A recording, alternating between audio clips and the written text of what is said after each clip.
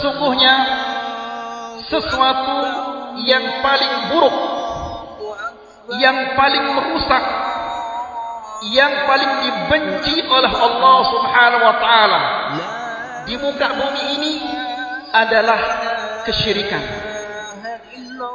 Kesyirikan yaitu mengadakan tandingan bagi Allah Subhanahu wa taala. Ketika seseorang meminta, mengharap sesuatu dari selain Allah, di mana seharusnya dia memintanya dan mengharapkannya kepada Allah Subhanahu wa taala, maka dengan demikian dia telah terjatuh ke dalam lubang kesyirikan. Pelaku kesyirikan tidak akan dimaafkan dosanya oleh Allah Subhanahu wa taala. Bahkan Allah Subhanahu wa taala mengharamkan surga bagi pelaku kesyirikan. Yang lebih dahsyat, yang lebih mengerikan lagi, bahwa kita tidak boleh memintakan ampunan bagi orang yang telah melakukan kesyirikan, meskipun dia adalah keluarga dekat kita. Dia adalah ibu, atau dia adalah bapak, atau dia adalah anak. Apabila dia telah melakukan kesyirikan, mati di atas kesyirikan, maka kita tidak boleh memintakannya ampunan. Banyak sekali contoh-contoh di dalam Al-Quran dan Sunnah tentang hal ini. Yang pertama, percakapan yang terjadi antara Nuh alaihissalam dan anaknya. Ini diabadikan oleh Allah Subhanahu wa taala di dalam surat Hud, di mana Allah Subhanahu wa taala berfirman, "Wa hiya tajri bihim fi mawjin kal jibal." Wa nada Nuh ibnahu wa kana fi ma'zilin ya bunayya irkab ma'ana wa la takun ma'al kafirin.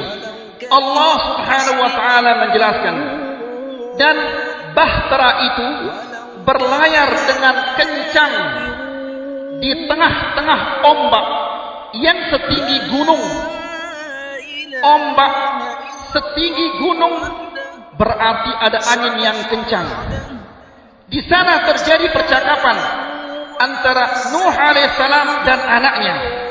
Nuh alaihissalam dengan penuh kasih sayang, iba dia mengatakan kepada anaknya, "Ya bunayyar kab ma'ana wa la takun ma'al kafirin."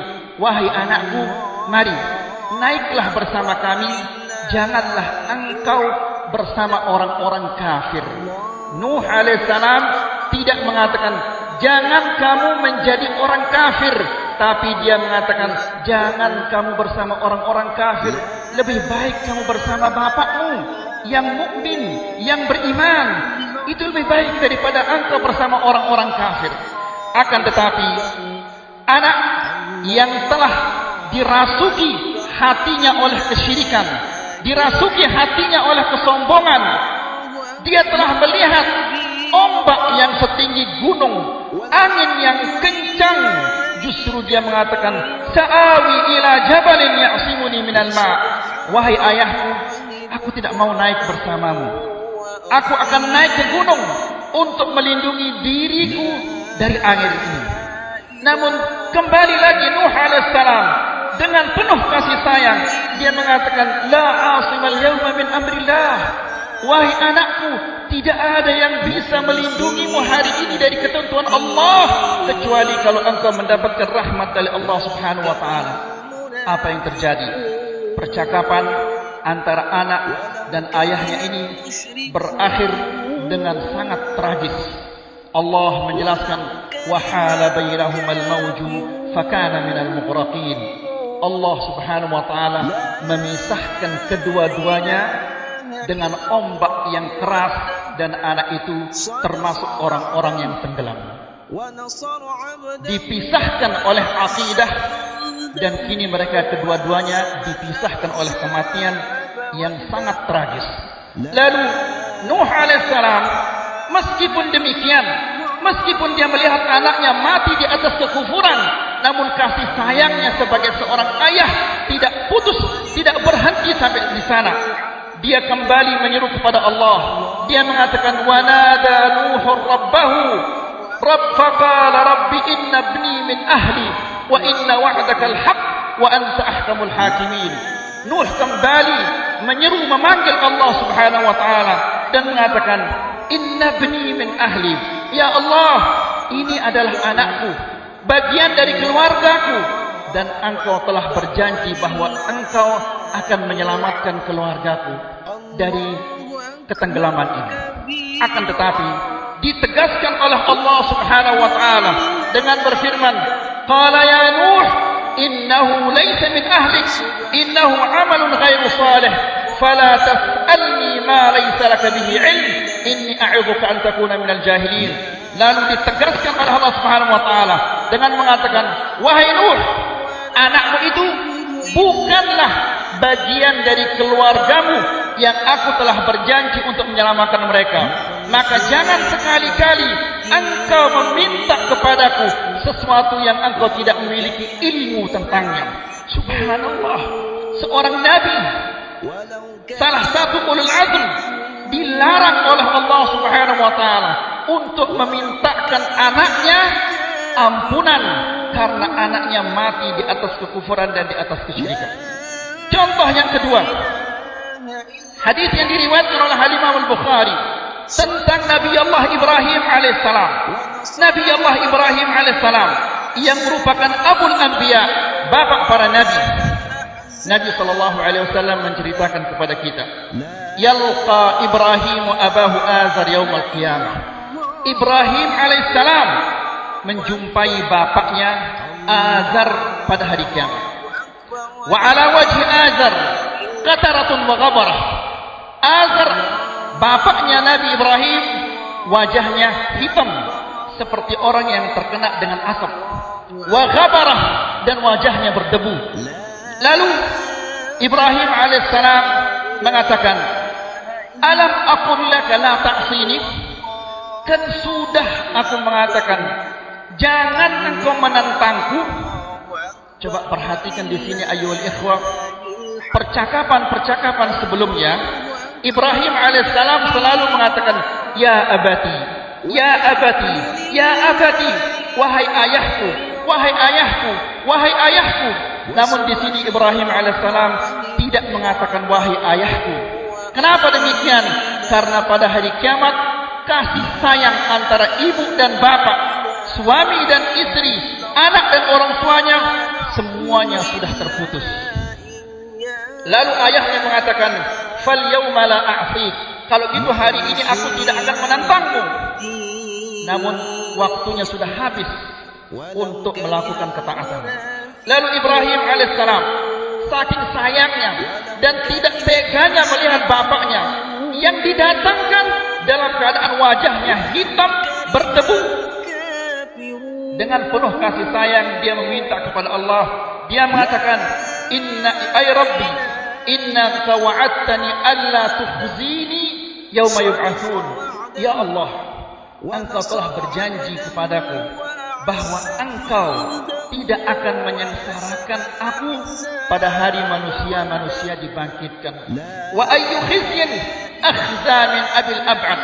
Dan adakah kesengsaraan, adakah keterlantaran bagi seorang yang melihat ayahnya terbakar di api neraka?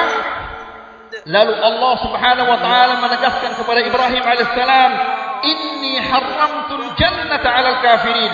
Wahai Ibrahim, ketahuilah bahwa aku telah mengharamkan surga bagi orang-orang kafir. Lalu Allah Subhanahu wa taala ingin menghilangkan rasa sedih dari hati Ibrahim alaihissalam. Lalu Allah mengatakan kepadanya, ya Ibrahim, ma tahta rijlaik?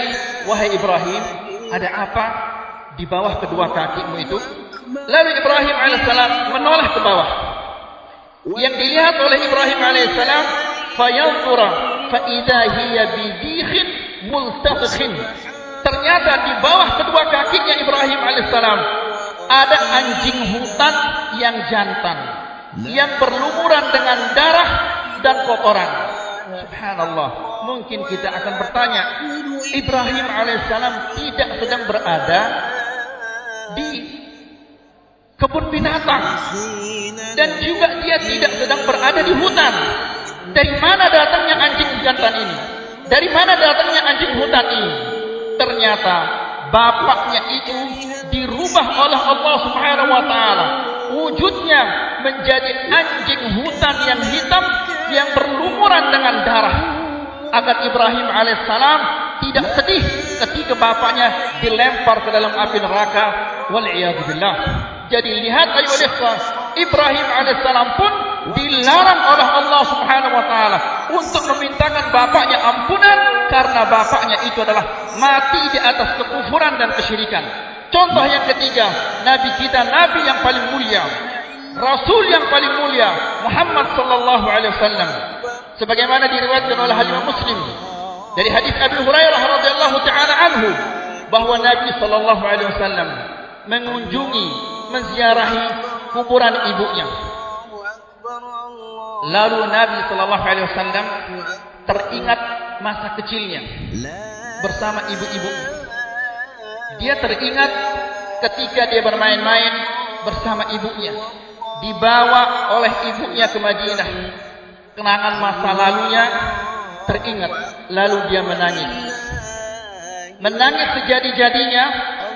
Sahabat-sahabat ketika melihat Rasulullah SAW menangis, mereka pun menangis.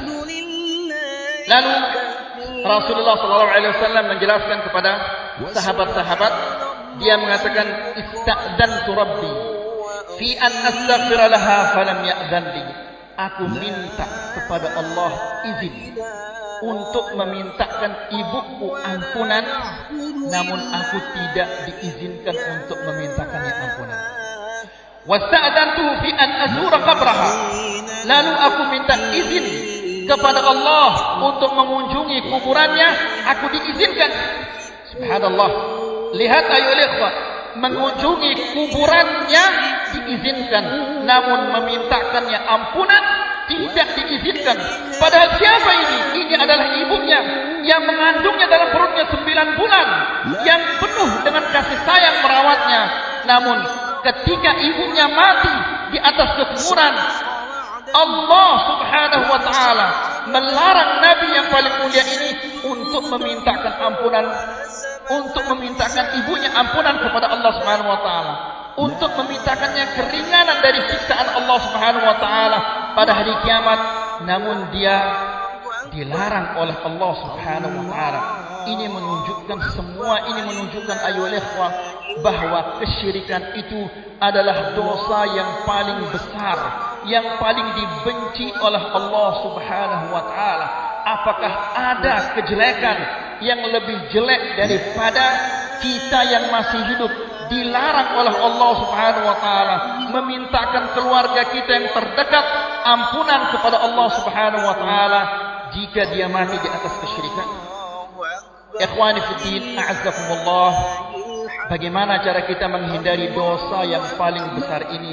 Itu tidak lain adalah, yang pertama, tuntutlah ilmu agama yang bersumber dari Al-Quran dan sunnah-sunnah Rasulullah SAW. Kemudian senantiasalah berdoa kepada Allah agar kita diselamatkan dari dosa yang besar ini. Karena tidak ada yang bisa menyelamatkan kita dari dosa ini kecuali Allah Subhanahu wa taala. Kemudian carilah teman-teman yang saleh, teman-teman yang beriman, teman-teman yang mengajak kepada sunnah Rasulullah sallallahu alaihi wasallam. Maka dengan demikian semoga kita diselamatkan oleh Allah Subhanahu wa taala dari dosa yang sangat mengerikan ini. Mari kita berdoa kepada Allah Subhanahu wa taala. Allahumma inna na'udzubika من الشرك والشك والشقاق والنفاق وسوء الأخلاق. اللهم إنا نعوذ بك من الشرك والشك والشقاق والنفاق وسوء الأخلاق وسوء المنقلب في المال والأهل. اللهم أعز الإسلام والمسلمين وأذل الشرك والمشركين وانصر عبادك المؤمنين. اللهم أعز الإسلام والمسلمين وأذل الشرك والمشركين وانصر عبادك المؤمنين. اللهم آتي نفوسنا تقواها وزكها أنت خير من زكاها، أنت وليها ومولاها. اللهم إنا نعوذ بك من علم لا ينفع ومن قلب لا يخشع ومن نفس لا تشبع ومن دعوة لا يستجاب لها. اللهم آمنا في أوطاننا وأصلح أئمتنا وولاة أمورنا وهيئ لهم البطانة الصالحة التي تعينهم على الخير وتدلهم عليه يا رب العالمين. ربنا آتنا في الدنيا حسنة وفي الآخرة حسنة وقنا عذاب النار. وصل الله على نبينا محمد والحمد لله رب العالمين، وتقبل الله منا ومنكم صالح الأعمال.